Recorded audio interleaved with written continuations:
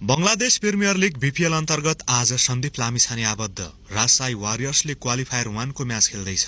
Final प्रवेशका लागि हुने यो खेल बेलुका 5:45 देखि शुरू हुनेछ।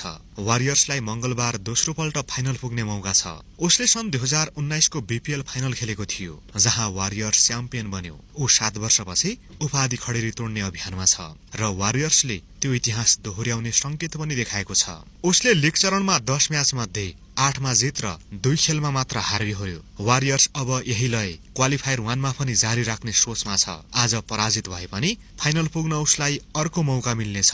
त्यो हो एलिमिनेटर खेल। जारी सिजनमा सन्दीपले 4 खेलमा मात्र अवसर पाएका छन्। पछिल्लो 3 म्याचमा उनी लगातार बेन्चमा सीमित छन्। सन्दीपले आजको खेलमा पनि प्लेइङ 11मा मौका पाउने सम्भावना कम छ। यद्यपि पिच स्पिन अनुकूल रहेकाले सन्दीपले मौका पाउने झिनो आशा भने जीवितै छ। तपाईको विचारमा के वारियर्सले क्वालिफायर जस्तो महत्वपूर्ण खेलमा सन्दीपलाई मौका देला त?